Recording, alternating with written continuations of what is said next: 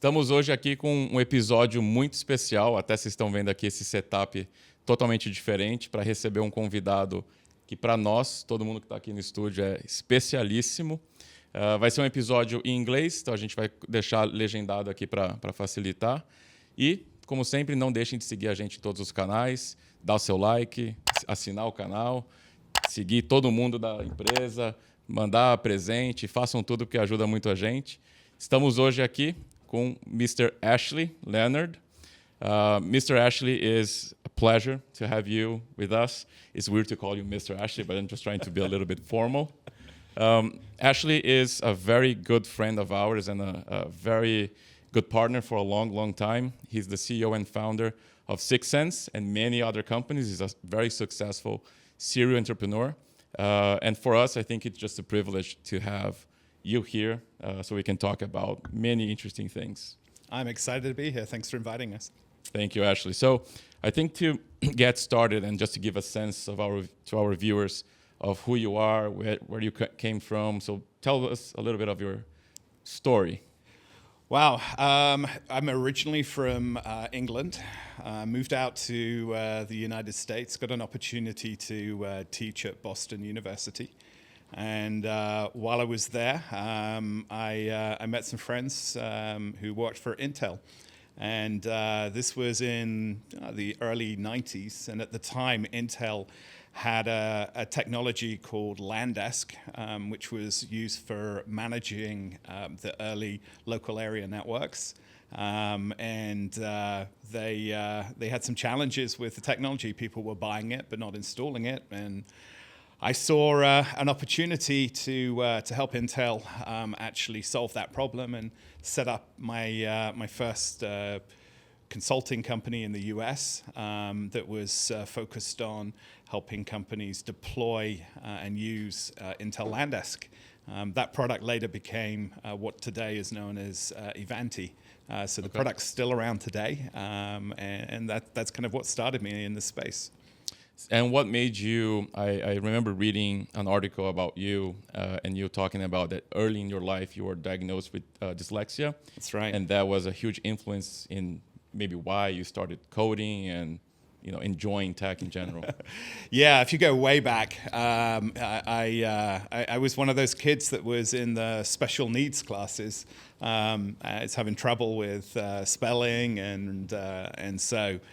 at the time, dyslexia was not really understood, and I was one of the first kids that were diagnosed with dyslexia.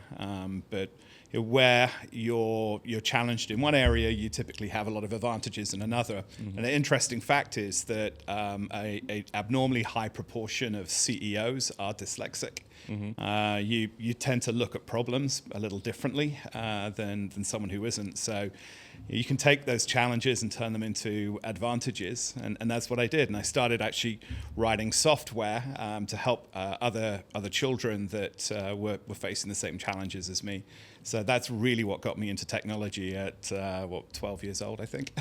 And how was that path for you? What made you, at some point, realize you wanted to become an entrepreneur? What was the trigger, if any? Yeah, that's an interesting one. I've always, even as a child, wanted to do things for myself, to be self-reliant. So as my friends were trying to earn extra money by delivering newspapers, I'd figured out how to start a business myself to make money, again, at 12, 13 years old. And so I kind of took that early entrepreneurial experience and just kept it going as my career has developed. So just to be clear, have you ever had a formal job at a company, or you started early on as an entrepreneur? I have, but for a very short time, literally 2 years, I think. So very little. And that's an interesting point that I'd like to talk, very often.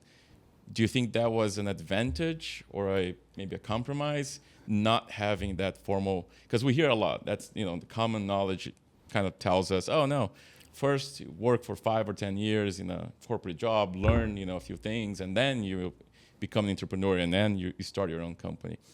Yeah. How did that play out to you? Like, did you see as a problem, like the inexperience or not? I think there are advantages and disadvantages. Sometimes the structure that companies put around you can actually hold you back. And so perhaps I was, by not having that depth of experience, it propelled me to move forward as an entrepreneur without realizing perhaps some of the risks I was taking. Maybe without growing any vices or biases. Yeah, but I would also say as well that you obviously do learn a lot by working inside of a larger organization, and that is something I perhaps missed out on. But hey, we've done all right. We're here, right? I guess somewhat all right. So tell us a little bit about your companies and the journey, because from what I know about your first company, you were providing services, like you said, helping Intel products. What went on after that? Yeah, so as we mentioned earlier, at the time Intel was having trouble getting customers to use the product they had bought, which was Landesk. And they called it shelfware at the time because people would buy the product. It's back when you didn't download it, right? It came in like a box, and they'd put it on the shelf and never install it. But that's still the norm in the market. We've been seeing a lot of this happening as well, right? Didn't change in 25 years. So Intel wanted to have people buy more PCs, and they decided that if more people properly manage those PCs, it would help organizations, companies buy more PCs. So we partnered with Intel, and I actually really remember my very, very first customer. It was 20th Century Fox. Now, bear in mind, the company was me. And we walk into Fox Tower in LA. And if you know the building, it's the one where, if you ever watched Die Hard, okay, that's Fox Tower. They filmed that movie while they were building Fox Tower. So I walk into that building, a little terrified, to be honest. What am I doing? Yeah, and we sit down. Luckily, I got someone from Intel right next to me, so that instantly gave me some credibility and certainly helped. But at the end of the meeting, they said, "Great, we're excited to get started with you guys. We just want to come down and see your office." And I didn't have an office at the time, and in the company was just me. So anyway, I frantically figured out how to get some office space. I called around all my friends, told them to bring their computers, had them all come into the office when they came to visit, and had them all just typing at the keyboards. And that's how I closed my first deal. There's a little bit of the fake it until you make it kind of. A little bit, yeah. But it all worked out well, and we ended up building that company up to be the largest partner for Landesk in the world. Actually, we had operations in 7 countries, and it was an exciting ride. Sold that company in 2008. Awesome. So I want to touch on 2 things.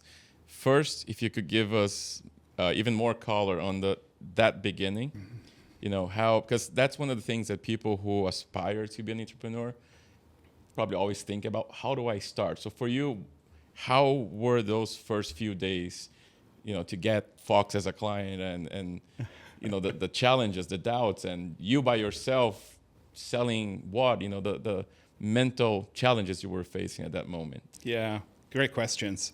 I think that as an entrepreneur, you've got to have a belief in yourself and that you can do it. And sometimes it needs to be a little blind faith as well, that you just have to believe that you can figure it out. And I think for me, entrepreneurship has really been a roller coaster. It's not always good times, for sure. We're going to touch on those. Yeah, there's been challenging ones. Because many interviews or podcasts around the world only touch on the successful moments. We'll try and touch on the hard moments. Yeah, it's a roller coaster. But when you hit those hard times, you have to maintain that faith that you can kind of figure out and solve the problem. And that's something I've got many friends today that are very successful entrepreneurs. And I think almost every single one of them has hit really difficult times. And I found that you actually learn a lot more in those challenging times than you do in the easy times. Yeah. It's pretty easy to run a business when everything's going well. You really get yourself tested when the economy turns and it's more challenging. Yeah. For me, because of as a child, I had run my own little mini businesses. I wanted to start my own company and build something for my family and also my employees as well, something that I could share the success that we built together.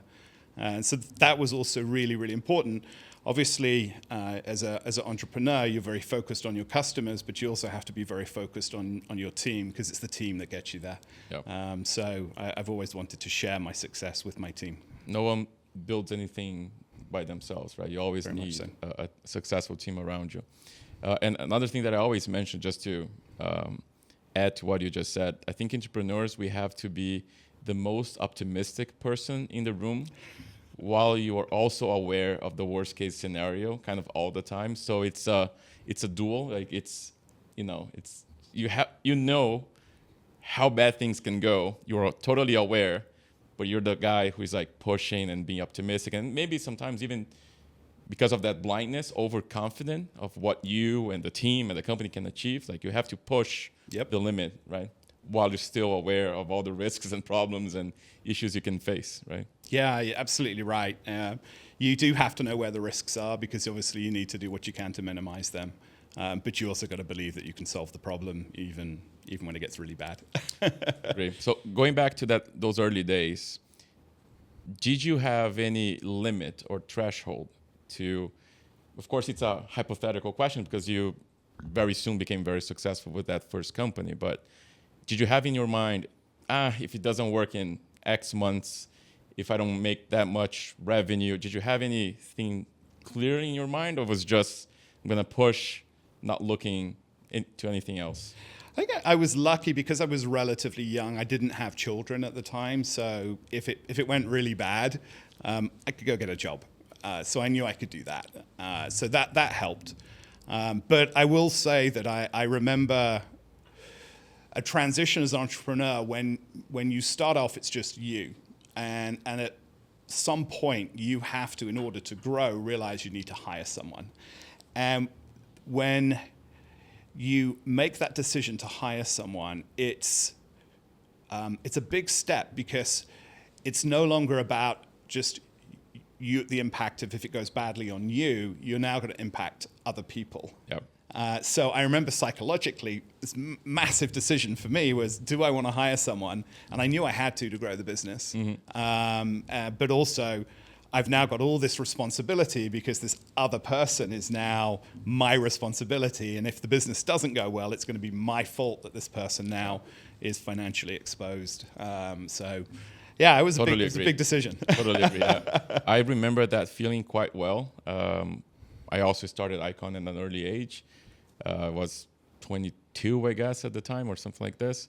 And the first employee, the first rented office, those were things for me that, of course, when you start a company and you become an entrepreneur, like, those things are going to happen. But when they happen and you realize it's kind of like you have a family now at the age of 22 that you got to support, you got to do your best. So the stakes get much higher.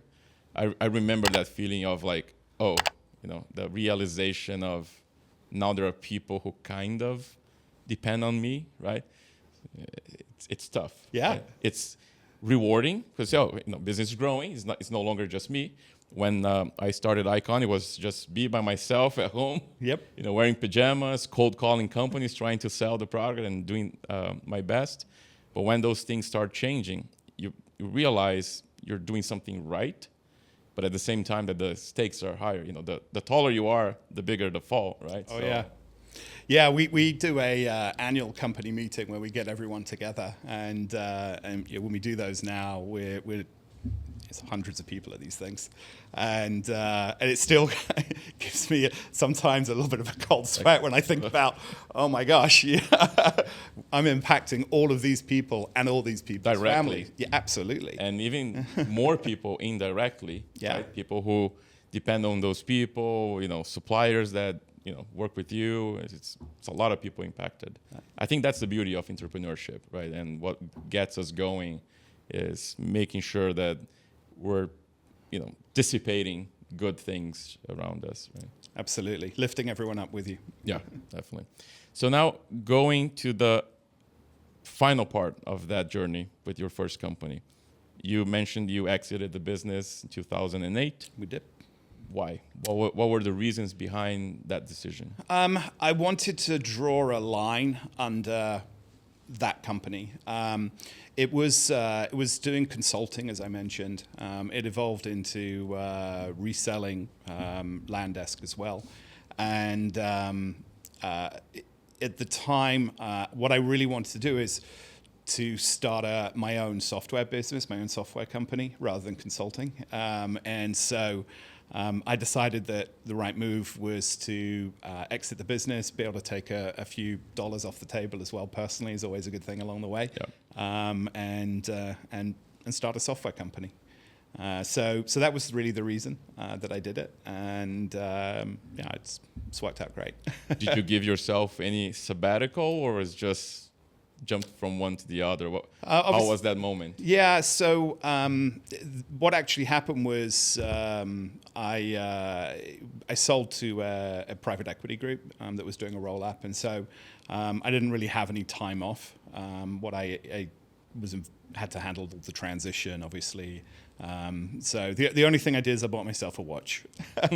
A good friend of mine said every time you have an exit, you need to buy yourself something that you're going to have forever, keep forever, just to remember that exit. So I bought myself a watch. Nice. I think you have to have something that symbolizes those moments. Yeah. I never wear it. I'm wearing an Apple Watch. That's not a watch, but that's controversial. So then when you left that business, you started working a new one. I did. How was that? What were the feelings going through your mind?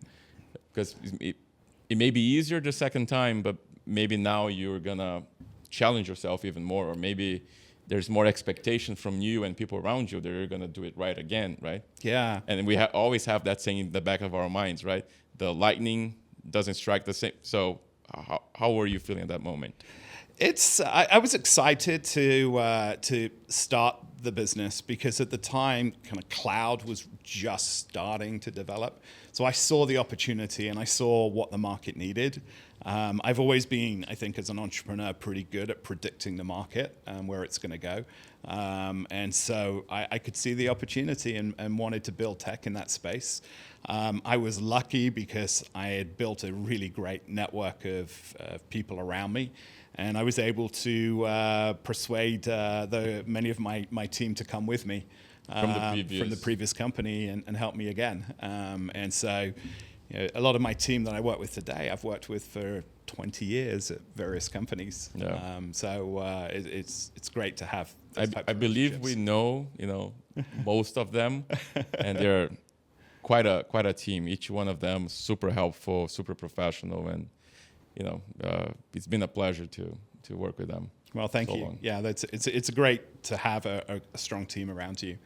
And I think as an entrepreneur, that's something, a piece of advice I would definitely share is that it's not just about the technology or the product that you create. It is very much about the people that you put around you that are going to help realize the success of the business. There's been plenty of really great technologies that fail in the market. Mm-hmm. So you don't always, the best tech doesn't always win. Definitely. A company, at least for me, it's a collective of people, mm-hmm. But they have to be united by a purpose, a culture that solidifies. Otherwise, it's just a bunch of people together, individual ingredients that don't, mix. Yep. Right? So I think management has the duty, I guess, to create an environment that people can thrive, that people can challenge themselves, and it's about merit. You have to create those aspects of the business for the business to be successful. And Yeah. it's all about finding those people and surrounding yourself with them and making sure that they are well taken care of, right? For sure.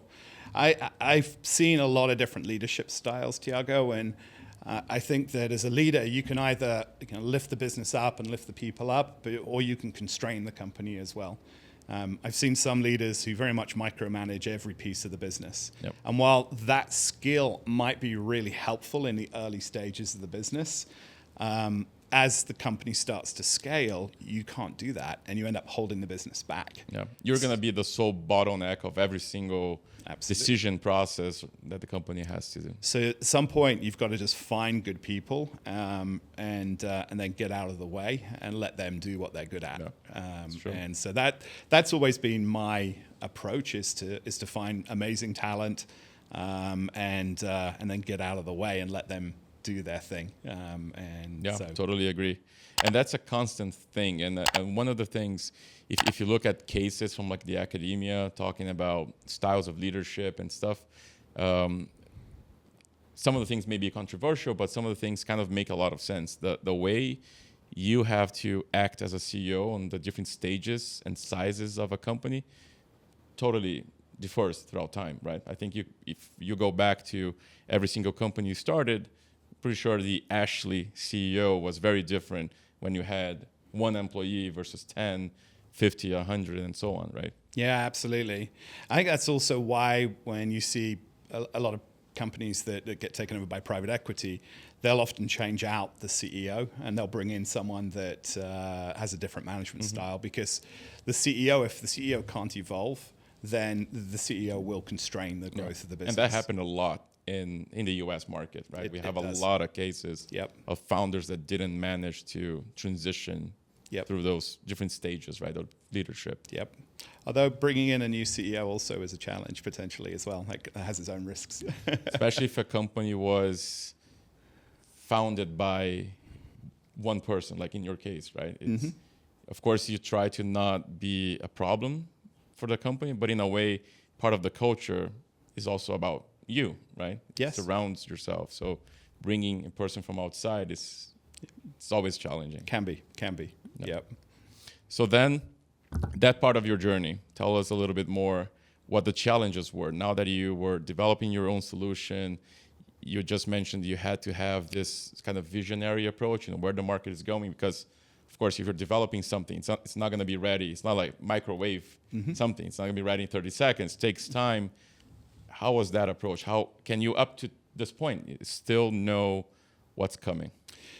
So we started the company focused on doing power management, actually, which is how we first met at the time. And so the company was helping organizations manage power consumption of their PCs, desktops, and servers.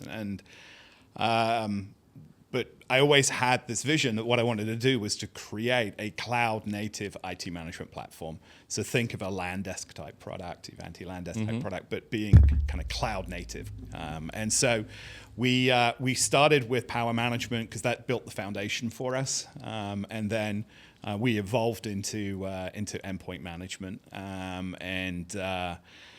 Soon after that, I saw the opportunity as well to evolve beyond endpoint management into security. Obviously, with ransomware, all the data theft that's occurring, security requirements, what I was seeing was that you kind of had two different silos. You had the IT department that was responsible for managing all the IT operations, and then you had the security team that's responsible for looking for vulnerabilities, and you ended up with these. They don't like each other. They don't like it, exactly. And you have kind of one group saying, "Hey, you've got a problem," and another group who's responsible for fixing that problem. But the two groups don't particularly work well together. And so what occurred to me was, well, doesn't it make sense to unify the endpoint management and the security technologies into a single tool, single technology? Yes, they need to operate a little differently depending on who's using it, but allow the security team to run their security audits, identify the security challenges, but then be able to leverage management technology to fix those problems. and ultimately help the organization be more secure. So that's what we've done. We've kind of evolved from kind of power management to unified endpoint management, now to what we call unified endpoint security, where we're not just finding security issues, we're fixing them. You mentioned on another interview that the number of tools that the company, there is a correlation, right? Yeah. The number of tools and the risks.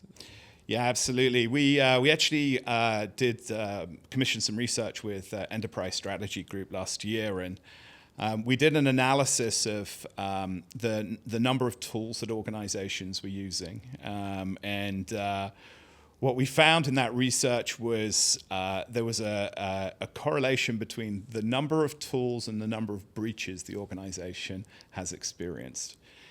And what we found was interesting because it showed that the more tools that organizations were using for managing and securing the endpoints, the more breaches they've experienced.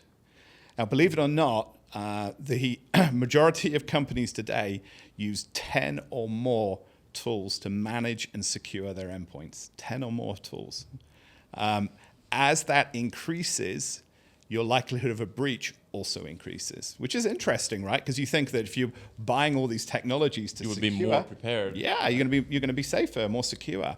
And as we kind of delved into that, what we found was that companies were buying tools to fix a problem, but not really understanding the technology. And the more tools you had, the more tools that your IT department has to learn how to use and use properly.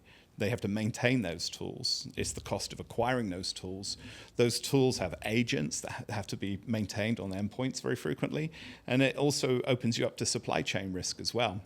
So what we found, again, is if you're able to consolidate your tool sets down, you can actually improve your security posture by having a single agent, single tool technology. And that, I think, is where Syxsense is really differentiating itself in the market. You can be, so maybe summarizing it, you can be more focused, right?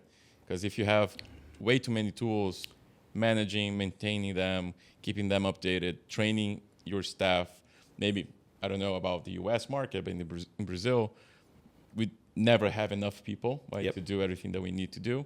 Resources are very scarce, so it just creates a lot of confusion, I guess, a lot of mess, right? It does, absolutely. Both, not just that, but also an expense for the organization because you have to buy all these tools as well. So it improves efficiency, it's simpler, and it saves money. Just makes sense. That's where the name comes from. So, what do you see for the future, right? We just came back from Black Hat. It's always, a great conference. We've been seeing the last, 12, 18 months or so, everything AI powered or AI driven, AI something. Yeah. Where do you see the market going? I find AI really interesting. And you're right. I mean, the last 18 months has been all about AI. And obviously what changed was LLMs, right? Large language models. AI itself is not new. AI has been around for a long time. In fact, we've been using AI every single day for years. If you use Netflix, well, there's an AI model that's choosing what shows you might like. If you have an Amazon Alexa at home, guess what? That's AI. So you've actually been using AI for a long time. What's changed in the last 18 months is really, I think, just the interface, right? The large language models, OpenAI, have given us now a new interface to access AI. So that's been interesting.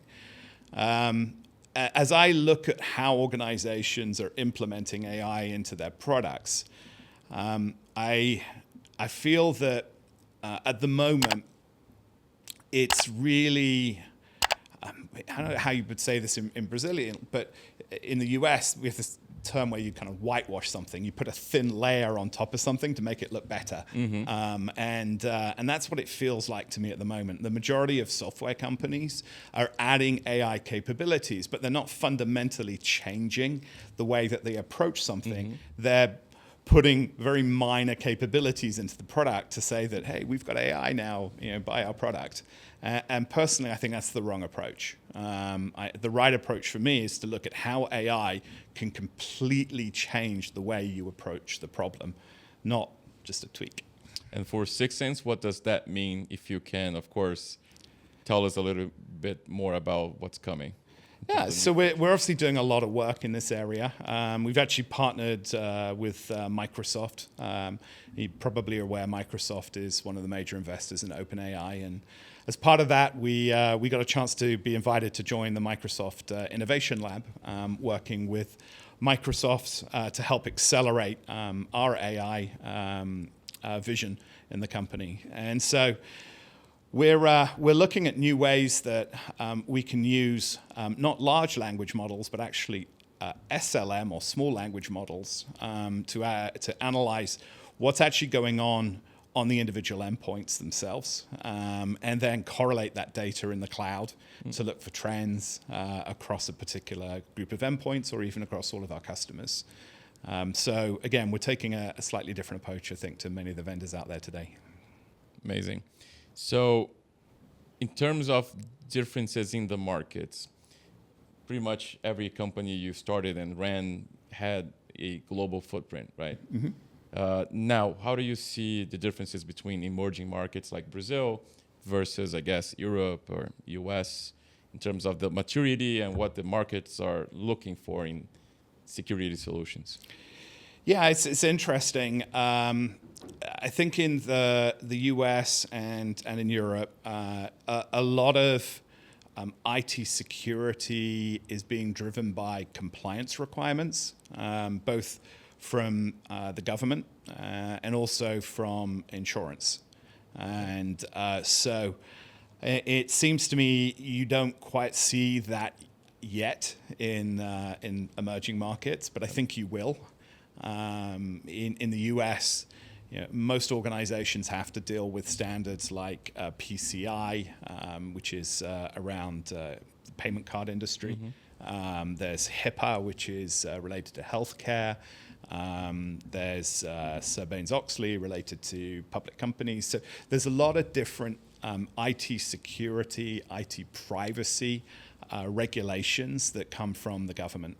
And it's not just about securing your endpoints and your data, but it's about being able to also prove that they're secured. And so there's a lot of tools out there, for example, that allow you to patch your endpoints. Yep. A lot of people use WSUS and technologies like that. It does an adequate job of pushing out some patches, but how do you prove that you're fully patched?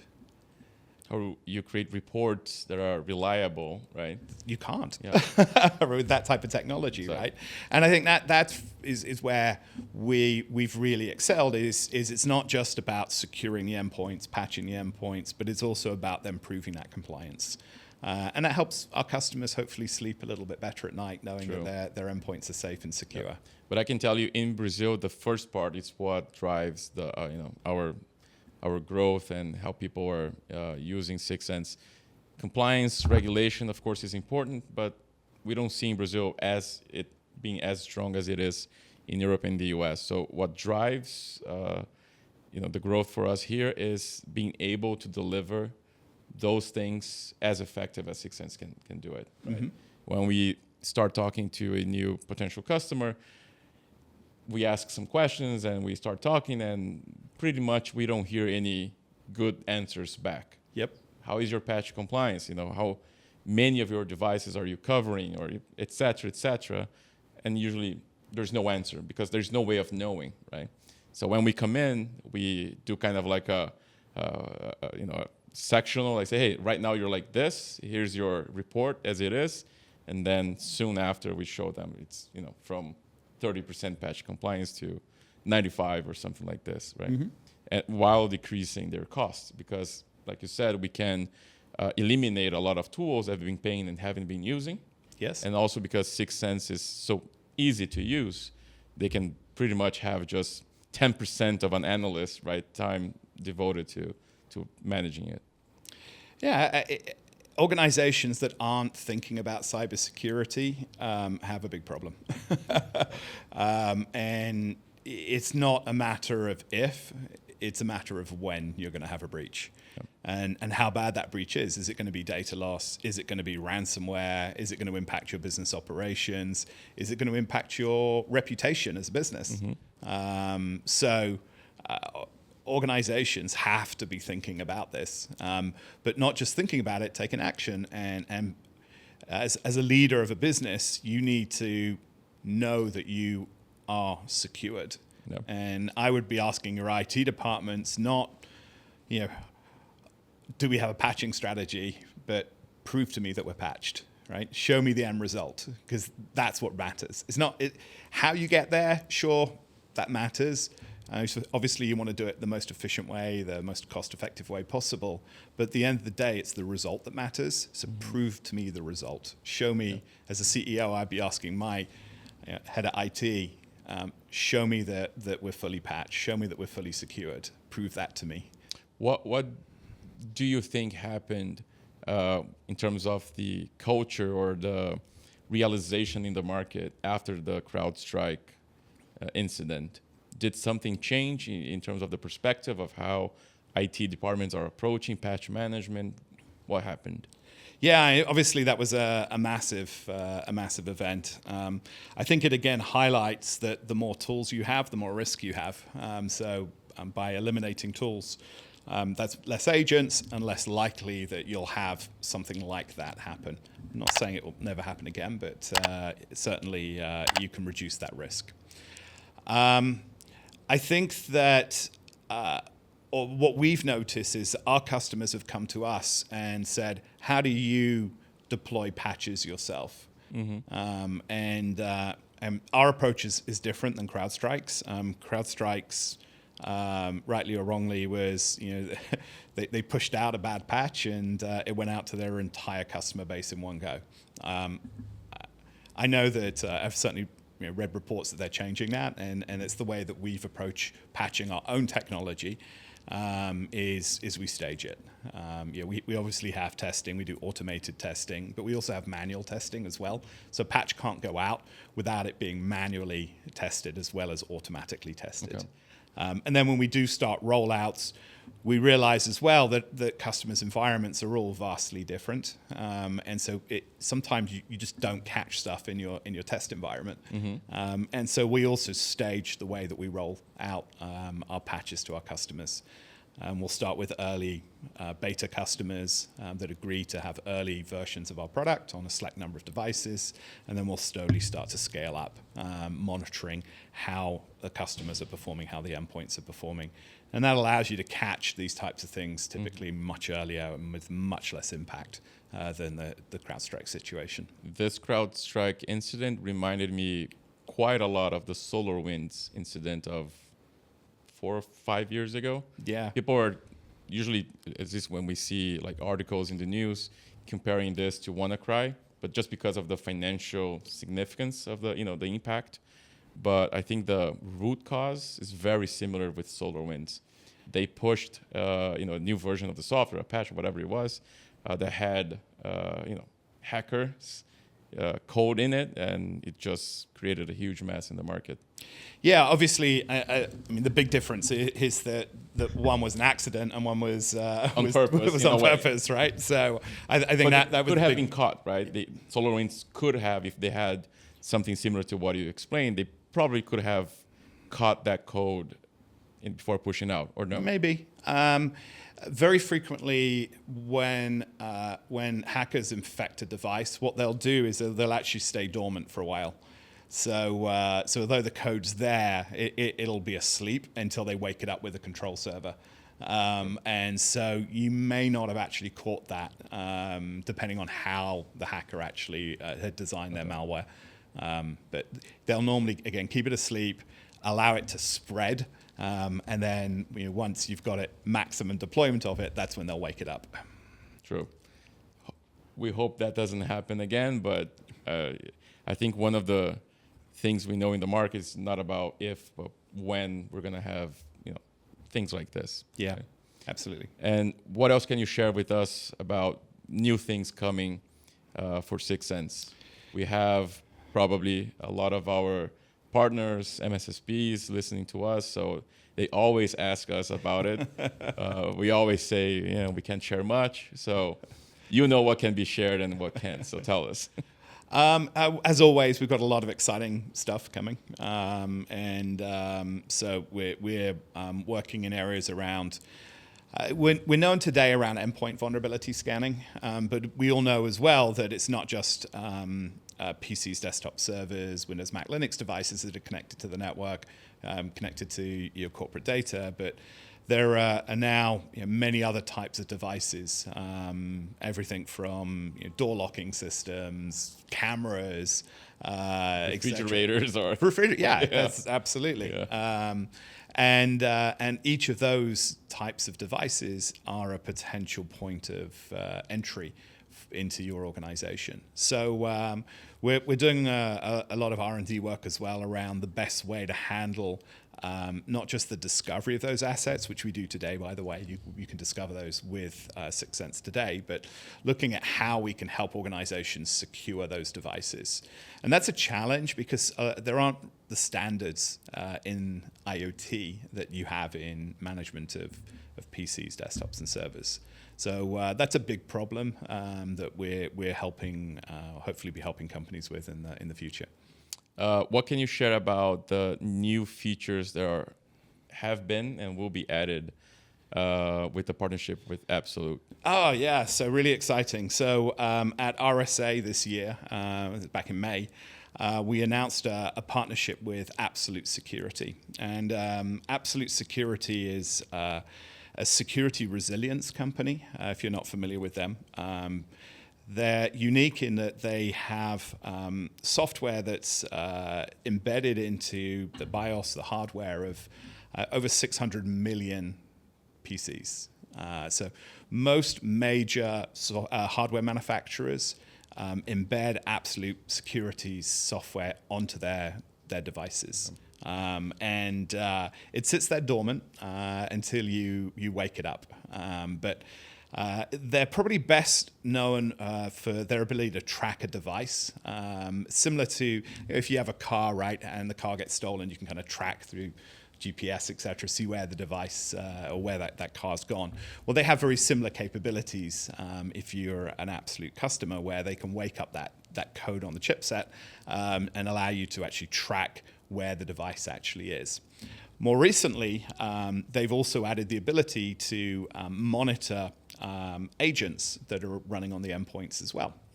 And so through our partnership with Absolute, we're actually able to now have our agents monitored at a hardware level. So imagine even before the operating system, right? Even before the operating system loads, yeah. So imagine this, that let's say there's an ongoing breach in your organization. And typically the first thing a hacker's going to do is they're going to want to disable all of the security tools on the endpoint. And so they'll go into the registry, the services, and they'll kind of hack their way through and disable stuff. Well, at a hardware level, it'll detect that our agent's not running and reinstall it back onto the device.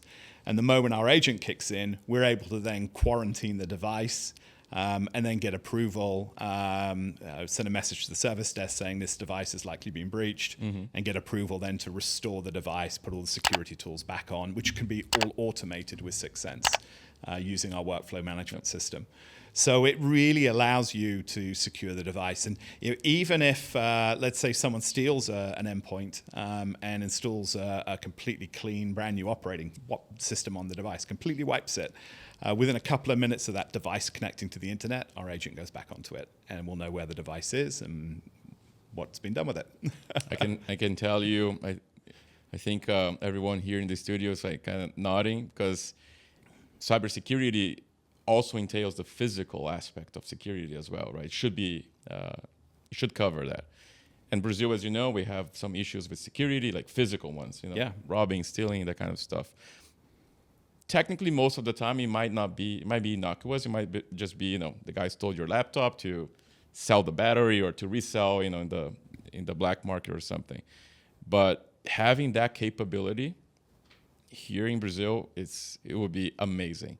if you can geofence, if you can protect that device. Oh, it got stolen. Try to recover. Didn't manage to find it, which is the most likely scenario. Just wipe that device. Just block that device and make it, useless. Yeah. That's a huge feature for us. Well, we can do that with Syxsense. Awesome. Pretty sure our partners are going to be very happy with that. Yeah. So just going back a little bit to your entrepreneurial journey, I'm going to ask you some questions that are very kind of deep embedded into, your beliefs. Do you believe everyone can be an entrepreneur? Yes, no, and why? I think everyone can be, but they are not because other people hold them back. Okay. So I've been an entrepreneur all my life, and I have 3 children. What's been so exciting for me is to see my children inspired by the entrepreneurs that are around them. And so I think they have that mindset that they can be an entrepreneur themselves. So my oldest and middle 2 daughters have actually just started their own marketing agency. So they're entrepreneurs now themselves. So that's super exciting. So then the follow-up question becomes, what do you think are the kind of mandatory principles, prerequisites of a successful entrepreneur? Belief in yourself and that you can do it. And don't let other people hold you back. Is there anything that people may be unaware that can hold them back besides other people? Certainly, as you get older, you have perhaps more responsibilities. You've got family to worry about, children to worry about, and you need to think about them. So I guess you have to take calculated risks. So I think it's easier to do it when you're young because you have less responsibilities. But later in life, it is more challenging, and I understand why. I totally agree. Going back to the beginning of our conversation, for me, starting the business when I was 21, 22, had the benefit of, now that I'm a father, I have 2 kids, it would be a lot harder to start at this moment. I think my perception of risk changed a lot, right? But on the other side, of course, I'm much more experienced than what I was at 22 when you believed in me. So yeah, I think you're a little fearless as well when you're younger, right? I mean, it's like I enjoy skiing, and when I was a lot younger, you just go down the hill without even caring about. And you don't really care if you fall. You fall. Right? It'll be all right. You're bendy at that age. But as you get older, you tend to be a little bit more conservative as you realize the bad things that can happen. So it's definitely helpful to do it younger in life, I think. Well, then a question that I always think about, and when I go back to my early years with the company, especially what we do, right? You started selling consulting services, having, that look of a 20-something-year-old dude. Do you think was kind of a problem? You knocking on Fox or whatever big corporation, and they look and say, this guy's like fresh out of college. He doesn't know anything. Yeah, I think it was. They were not wrong, right? I think that certainly people will have an initial impression of you, but if they take a few moments to talk to you, they'll understand that you're the right choice for them to work with. So it also goes to maybe education and preparing yourself, right? I think maybe adding to what you just mentioned, you got to believe in yourself, but maybe sometimes in our culture, we tend to kind of just, attribute things to luck or say, God's going to bless me and something's going to happen, which is not true. God can bless you as long as you put in the effort and you prepare yourself, and which I assume it's something you did probably unconsciously, right, by the time you started your business. You're absolutely right. I'm a big believer in education. And still today for my team, it's something that I push. I want my team to continue to learn. I think education is a continual, ongoing process. It's you don't just go to university for 3-4 years, and then you're done. And then you're done, right? Yeah. You need to continually be learning, and I still learn today. I would also say as well that it's really important who you surround yourself with, because those people will lift you up or tear you down. I tell my daughters that you are who you hang out with. 100%. And you're the average of your 5 closest friends, five right? closest ones. And I've seen time after time the good examples of this and the bad examples of this. Kind of like what you said about the CEO and the culture of the company. Same thing can happen. And that's kind of a prerequisite, I would say. And it may not be something you fully control sometimes, but when you look at the 5 or 10 people that surround you, you got to put some effort to have people that lift you up. That's, for me, I would attribute the success we had so far in having people like you, people like my wife, people like the folks here at the studio that no matter what, in the downturns, and we had many, some not even our fault, right? We're in Brazil, we have challenges here. Those were my, strong support system during those times. If I didn't have those, AIQON could not be here anymore. Yep. And I guess for you, it's the same thing, right? Absolutely. Yep. Yeah. You are who you hang out with. Definitely. So going to that question, I know a lot of people that work with you, like you said, that started with you even in the first company you started. How is that relationship after how many years? Some of my people have been with me 20 years. 20 years. That's a long time. A long time. It's longer than 99% of marriages in the world. So how is that relationship after, you were 20, now, almost 50, or how does that work?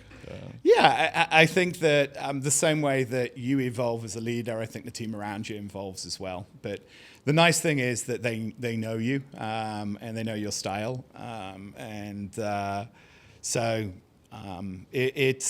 It's a challenge sometimes to get the best out of people, and you kind of have to shake your own leadership style up a little sometimes to keep pushing. As a leader, that's my job, right? Is to set the vision, find the right people, and build the processes and infrastructure around those people to be successful, and then push. How can one? And that's a good point. I think after you have some success, one way or another, you get to know more people, and you filter out the good ones, right? How can someone at an early age that's not coming from a place that has a lot of people that lift you up, or doesn't have access to proper education, can change that surrounding? What would you say to those people? So, bear in mind, like the Brazilian reality, that answer. It's a tough one, right? Because I didn't grow up with some of the challenges that you have here in Brazil. I grew up as a child in England, but my dad was a school teacher. He wasn't an entrepreneur. I certainly didn't have that around me. I think looking back, what I would say is that you want to look for groups, clubs, organizations that help entrepreneurs. If you want to be an entrepreneur, go find some other entrepreneurs, and they're out there. Today I'm still believe in that, and I'm a member of an organization called YPO, Young Presidents Organization. Although I'm not so young now with all the gray hair. You joined when you were young. I joined when I was young, yeah. So I'm actually in their graduate organization. It's called YPO Gold, and the joke is the G is silent, so it's YPO Old. But that's a group of other business leaders, CEOs. And so I would say that as early as you can, go and look for organizations that help you start a business, that help you be an entrepreneur, and they certainly exist. Yep. And that's maybe where that friend group is going to come from. You find a group of other people who are trying to start their business. Yeah, no, I totally agree. And just to... I ran a survey on LinkedIn, and I asked how important it is to you to get to know the founder or CEO, like the leaders of a particular company before you accept a job offer. And the answer was 82% of people who responded said it's crucial. Out of those 82, 18 said, I don't accept the job if I don't get to know those people quite well. So, that's probably even a good start for people who are young and they aspire to be an entrepreneur. Get a job at a place that feels very entrepreneurial and surround yourself with those people, right, early on. Right? Yep. And have them as mentors, coach, or whatever fancy term the market uses nowadays. Have them close to you. Right? Absolutely. That's probably, I guess, one of the mistakes I kind of regret a little bit. The first few years of AIQON, I was in 110% doer mode. Just like, I also, I regret, but at the same time, I understand why that happened. Resources were scarce. I had to do more things than I actually could. So we know that scenario as an entrepreneur. But I didn't devote a lot of time into meeting awesome people and learning from them. Now I'm trying to catch, that back and but I can see the power of how that can be life-changing. Yeah, I made the exact same mistake. Exactly.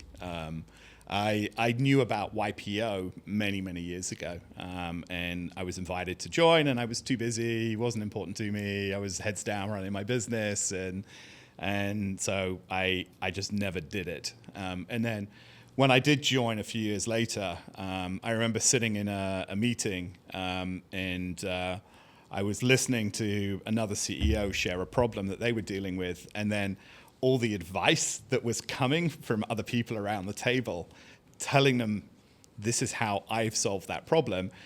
And it was the same problem I had actually faced probably 10 years earlier and had no idea how to solve that problem. And I didn't have that network around me to help me figure out the best way to solve it. So if you had that guidance, that's priceless. It is. So don't wait. As soon as you can qualify to join groups like YPO or EO, Entrepreneurs Organization, do it, because it'll help your business and really change your life. The reason why we really wanted to have this podcast with you, it's this. I really wanted to pick your brain and make that knowledge and wisdom available to everyone who wants to listen, because Brazil has a very entrepreneurial culture as a country, but sometimes we don't dig deep. You know what I mean? Like we said before, we see a lot of podcast interviews kind of just cheering the entrepreneur and just kind of like a marketing piece or PR vibe to it. So I think having someone with your experience and talking about the difficulties, the challenges, how your brain was actually processing your decisions, and this is what people want to see, kind of like more of the backstage and not just oh, here's my successful story, here's my gold medal, and I'm super successful. Yeah, I I remember talking to an investor a few years ago, and he was talking about how this company was just an overnight success, and it was a home run for them, and they had made all this money. And a few months later, I met the CEO of the company that he had been talking about, the investor had been talking about. And I said, hey, congratulations. I had the story from the investor, and he just started laughing and said, yeah, we were a 10-year overnight success. They had no clue all the hard work that had gone in to get that end result. If you just look at the first page and the last one, that's what people always assume. And trust me, it doesn't always go kind of up to the right. That's not how growth works. It's going to go up. And I would say the troughs, the down turns are very painful most of the time. Yep. You kind of, because I think the entrepreneurial journey also, in a way, especially the way you did it and the way I did it, is very lonely. And that's something I've been talking about a lot. I joined EO, so I've been talking a lot about that. It's very lonely. Even if you surround yourself with people, sometimes it's hard. You're facing challenges. You're making decisions that you're not fully aware of all the things that you need to consider, probably, out of inexperience, it's a new issue, you have to deal with. And even if you want to talk to people that surround you, family members, friends, they might not really understand where you're coming from. For sure. I totally agree with you. Organizations like EO, YPO, and so many others that we have here in Brazil are fundamental into giving you that support system without actually telling you in a judgy way what you should do. Yep. That's the main thing, the valuable part. No one's going to come to you and say, hey, Ashley, I think you should solve this problem doing this, because they don't understand your problem better than you do, but they will give you their experience and how they approach their issues. And that, you do with that whatever you want to do with that, but that's going to be really helpful. Very true. Yeah, I mean, I've got lots of really great friends and very successful friends. But to your point earlier, being an entrepreneur is a very lonely job because unless you've been an entrepreneur, you're going to have real trouble relating to the problems that you're dealing with. And so I remember talking to my friends, and it's very successful people, but they just were unable to relate to the fact that I have to make payroll at the end of the month and I need to come up with $500,000. Exactly. I'm trying to figure out how I'm going to meet payroll. and how does that affect your personal life? Because entrepreneurial journey is not segregated. It's not. Mm-hmm. The company, the challenge of the company will one way or another affect your personal life and decisions. And even, can I buy ham or bologna next month? I don't know, because it depends on the decisions you're making at the company. Absolutely. Right? Yeah. And equally, I mean, when things do work out well and you have success, your friends will equally have trouble relating, perhaps, to some of the opportunities you have. I don't know if 99%, but the majority will say, oh, he was lucky. Right? You touched on something I wanted to ask you. I remember a few years ago listening to a founder and CEO of a large company. I can't remember which one it was, but one of those big successes that you see on the media all the time. Things like Instagram. It wasn't Instagram, but something like that. And he was very clearly stating that the main issue why they were failing, why they were having issues, and he was trying to justify, was that they had too much money. They raised too much money. Mm-hmm. From what I know of your experience, you never went that route. Nope. The amount of money you raise at some point in time, it's, for even Brazilian standards, but especially for U.S. standards, not that significant. So you always grew step by step, bootstrapping. Right? Yep. Why? How did that happen? Why did you make that decision? What was the reason behind those? So the first company I had, I bootstrapped. So I started and funded it myself. Actually, my father gave me, I think, like $1,000. I gave him some shares in the business, and he did really well. Good. So that's kind of how I started my first business. So yeah, I just reinvested back into the business, and that's the way that I started. So I didn't take on external investment. After I sold to a private equity group, the second one I did take on investment, and it's very different because it's not your money at that point. So the way you approach things is a little differently. But I didn't take on huge amounts, and I think there are two different ways to grow a business. Some companies do go and raise a large amount of money, and they frequently just burn through that money and end up in trouble. What that CEO was mentioning was that they pretty much created a culture that just throwing money out of onto something would fix the issue, instead of having that mentality that people should get together and collectively address the issue. Right. So because I bootstrapped the first company, my approach was to take on smaller tranches of money to help grow the business. So I was already very thoughtful about how we raise money and grew the business. And I think that helps you maintain your equity in the business, your ownership of the business as well. Because if you raise too much money too early, you're going to give up a lot of the value of the business. Value. Yeah. So by raising smaller amounts, it allows you to have a larger ownership in it. Now, that also has its own risks. Let's be really clear about that. Because if the economy turns and it becomes difficult to raise capital, you can end up being in a situation where you need money and you have to go and do a bad deal to go and raise capital to keep the business alive. So there is a balance between raising enough money to be safe, kind of secure, like an insurance for down moments. Just in case, because it can change. And more recently, it has got a lot more difficult to raise money. Yeah, Brazil is is facing that right now. But then what are the challenges once you raise money? Now you have a new shareholder, You do. right? That will have strong opinions about things. How do you do that? It's Friday, you were alone, making decisions, very lonely by yourself. Now you have maybe a board to report to. How does that work? Yeah, the way I like to describe it is it's a lot like a marriage, and that investor is going to become your partner. And early on, it can be great. They're writing a check to you, and you're getting lots of money. But that relationship can turn bad. So I would say that you need to think very carefully, not just about the money that the investor is bringing to you, but who is it that's going to be working with you? Do they share your same vision? Do they share your same approach? But would you also favor like smart money, as people say? So money coming from companies or private equities or whoever that really understand your industry? Is that a benefit or sometimes maybe a negative? Yeah, pros and cons. Yeah. I found in my experience that some investors have no experience actually running a business, but they think they do because they've seen a spreadsheet. and they run their business through their spreadsheet and don't really understand what it's really like to actually operate a business. The nuances of the operations.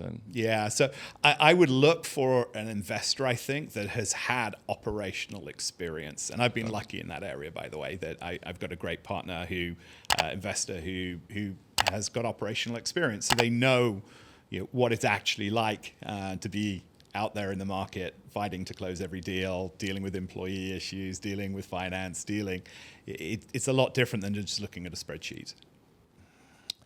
I want to go back to one point we touched of education. Of course, when we say education, we mean any form of learning, right?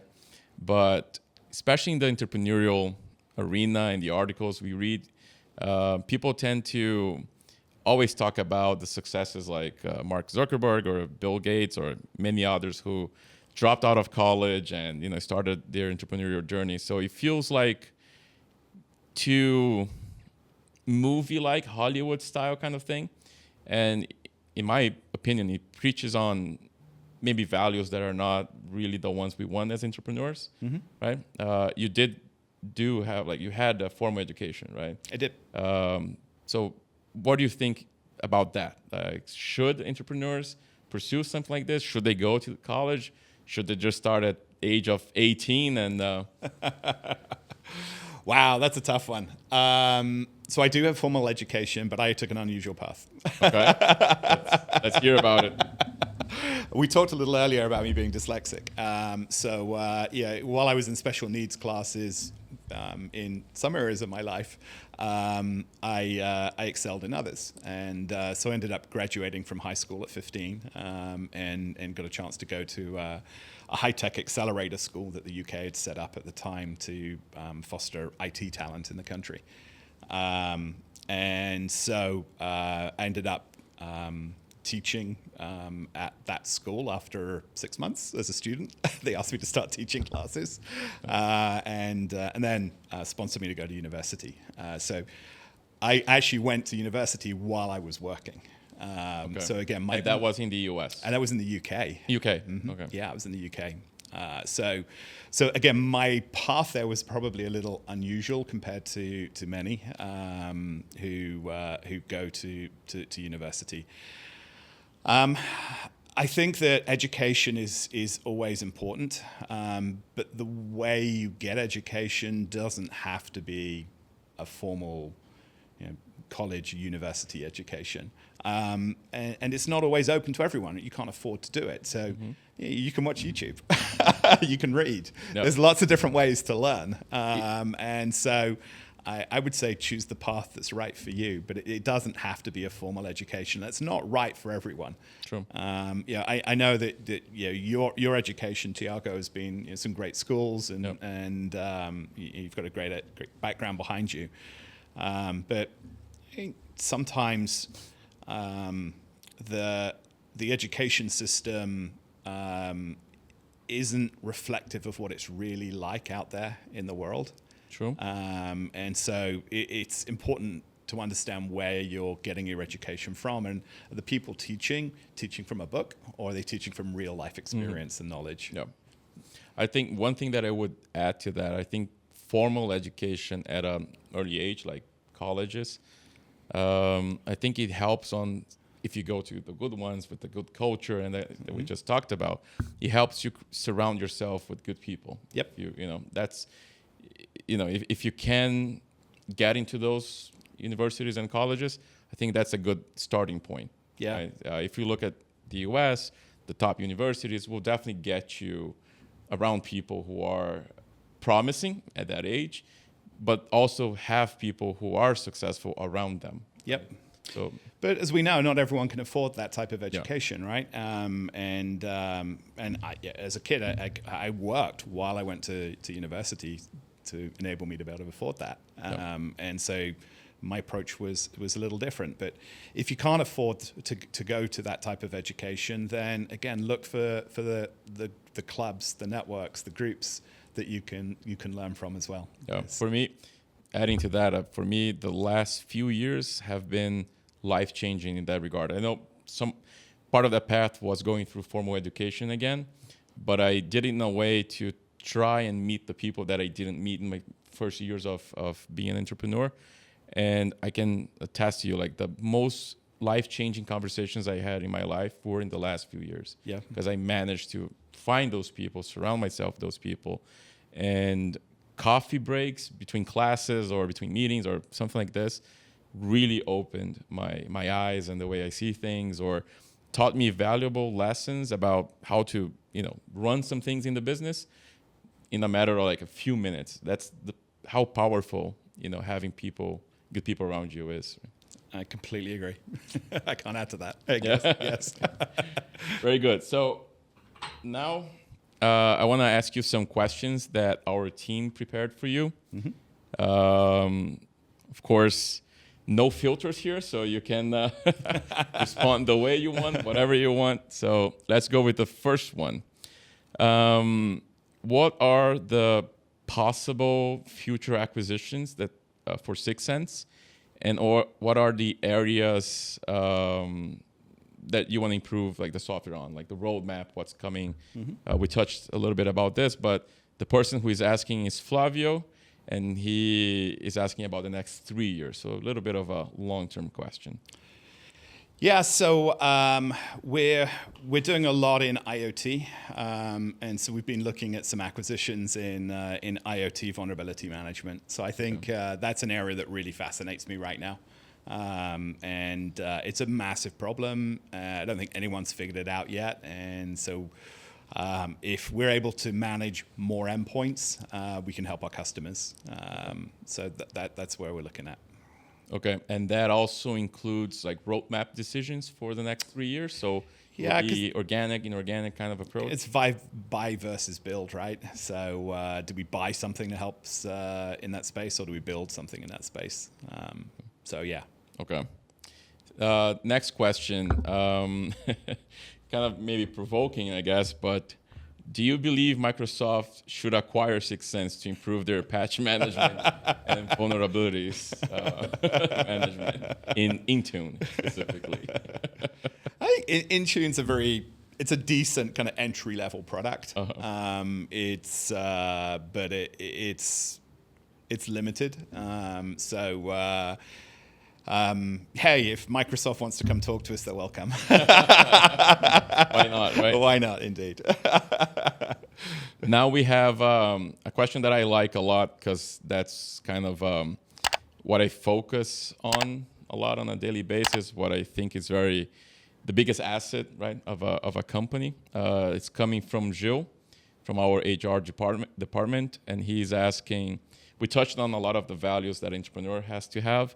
He's asking, what are the values and culture that you consider to be essential for a successful company?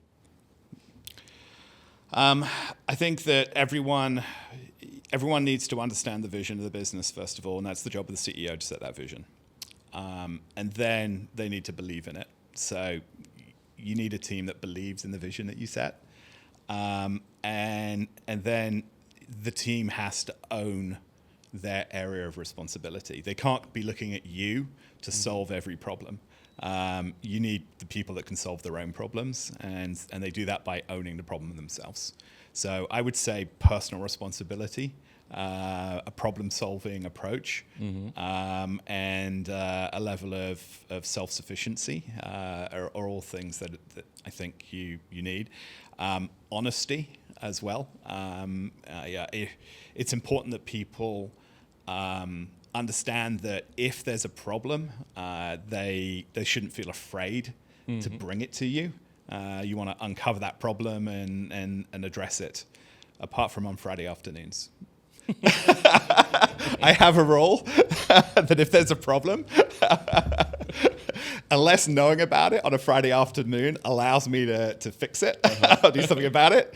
Tell me on Monday. I think I'm going to implement the same. But if knowing about it is important and I can do something about it on Friday, I do want to know on Friday afternoons. So people have to have a very good judgment on how to. But you can't punish people for mistakes. Everyone makes mistakes. So I think it's important in your culture that people feel that they can bring these problems to you, and so you can work on it as a team, figure out how to solve the problem. And make sure that they learn from those mistakes. So as long as they learn, I don't have a problem. If you don't learn from it, then we'll have an issue. No, you just reminded me. I just wrote an article to the TI Insight magazine here in Brazil, kind of touching on these things. I touch on, that's the benefit of going through formal education. They give you a lot of frameworks to use, and some of them are very useful. So I talked about how you can create trust in interpersonal relationships. It's basically a triad of three things: empathy, authenticity, and logic. So those three things have to be very sound. Of course, we can go into detail why they're not sound in some moments. But that's one of the things that I believe a leader has to kind of focus on every time they make a decision, interact with anyone, talk, because that's going to be the base of the foundations of that kind of culture. There's another model, I can't remember who created it, that is called 5 dysfunctional, I'll have Gabriel put on the screen. It's 5 dysfunctional elements of a team or something like this. And the foundation of that model at the base of the pyramid, it's trust. Yep. When that doesn't happen, all the other things that come above don't exist, right? Yeah. So, absolutely. Next question from Nicholas from our technical team. He's probably asking a question that he cares a lot. He's asking if you see Syxsense kind of like deep diving even more on security features and issues, kind of like expanding what already exists, like scanning Windows, if you plan on doing that for Linux and so on. Yeah, so I think at Syxsense, we've really helped define the unified endpoint security space, right? That belief in that it makes sense that you have security technologies and management technologies linked together. It's not just about finding a problem, it's about fixing it. It's the result that matters, right? So absolutely, we're looking at new areas of to enhance our vulnerability scanning into additional platforms, network devices, IoT devices, we talked a little bit about it earlier, and new security capabilities. So, yeah, a lot coming. Good. Mateus is asking, what's your view of the Latin American IT cyber market? And what are the biggest challenges that Syxsense sees with its partners around the world?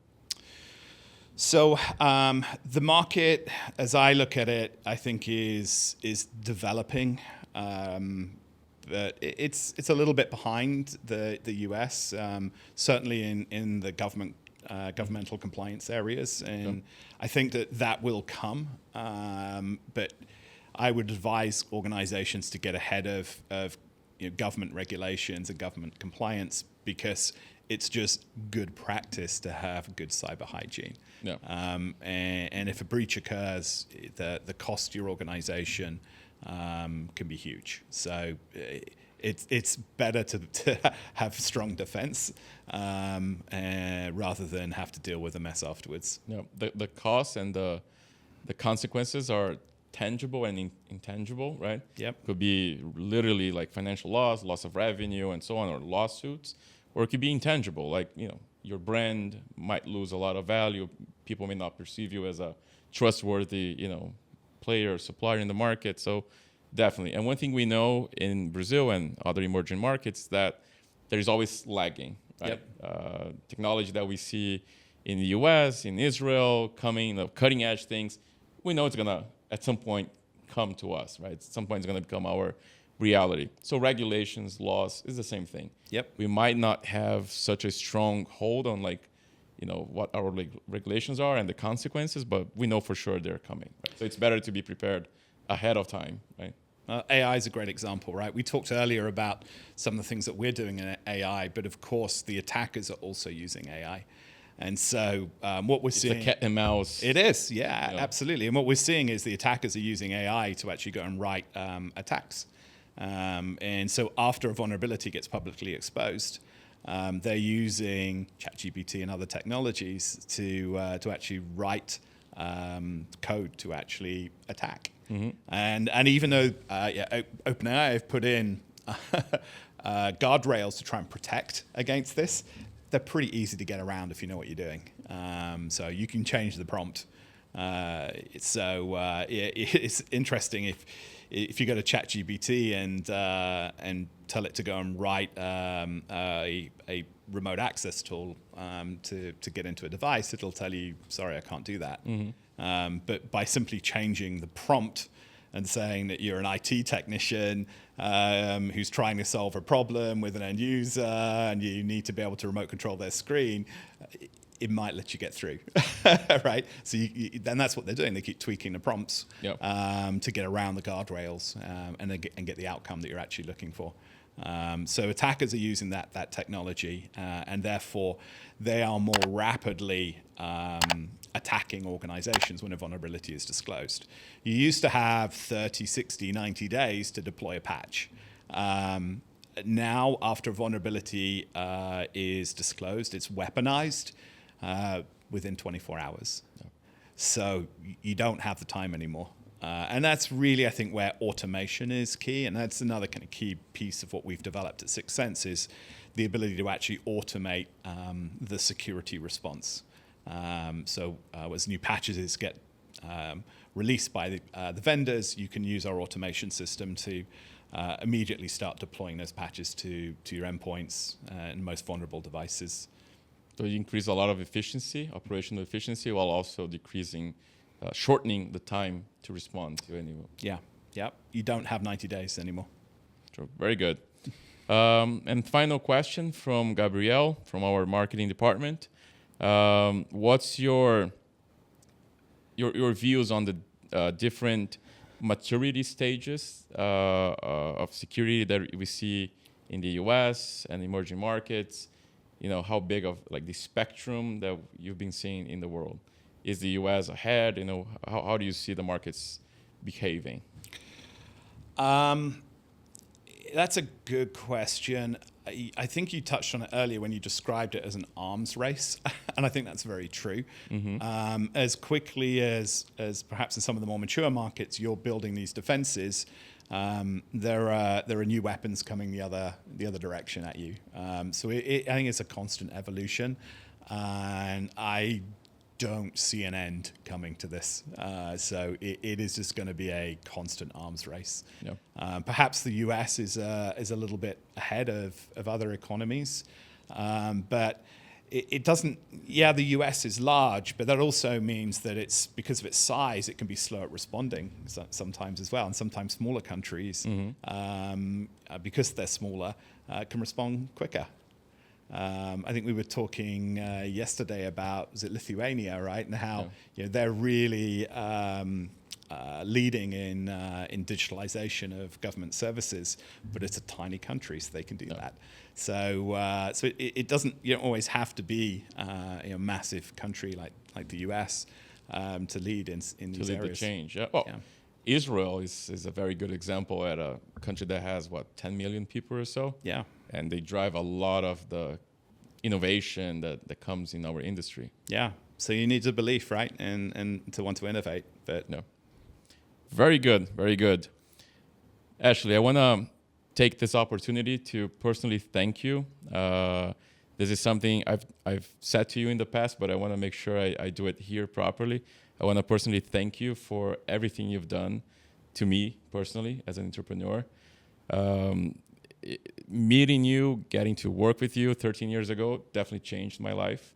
It's the biggest why cross section in my life.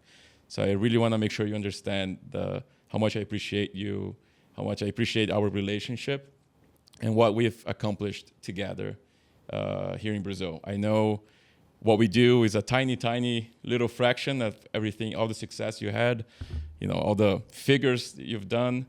But for us, it's everything. So I want to personally thank you for everything you've done to us. Wow. And to me personally. Well, thanks, Tiago. And it's been great getting to know you and to know your organization, the great people and the great business that you've built. And it's been exciting to play a small part of that. And we're excited to see where our partnership goes next. Yeah. So thank you. And we talked about continual learning, and I've learned from you as well. So thank you. No, thank you. I really appreciate it. I don't want to get emotional because I really cherish our relationship, but I wanted to make sure you understand and take this with you, our gratitude, my personal gratitude, my family gratitude. Every time I talk to my wife, we talk about you, and we're really, really grateful that we know each other. Thanks, Tiago. Thank you for joining us. On a lighter note, thank you for joining. The team prepared small gift. Oh, wow. Because you joined us here today. Let me get it here. So first one, I think you have one, but we wanted it to update since we know each other for so long. We wanted to add a little bit of the gray hair. So right here, let me open for you and I'll show you real quick. So this is for the AIQON Cast podcast, and I think they exaggerated on the gray hair, but I love it. Thank you. And I still have my other one. Yeah, with a lot less gray hair. You can see how much you aged in 13 years. Love it. Thank you. And because there's so much gray hair, it's going to be updated for the next 10 or 15 maybe. It's not going to change much, right? And here's additional gifts from us. I really thank you for everything. Thanks, Tiago. Glad to be here. Thank you for inviting me. Bom, a todos vocês que acompanharam a gente, o meu muito obrigado. Essa edição especial, o privilégio que a gente teve de conversar com o Ashley Leonard. Espero que ele possa vir outras vezes. Acho que a comunicação tem que ser mais frequente, tem que ter essa troca mais frequente. Obrigado para todos que acompanharam a gente e até a próxima.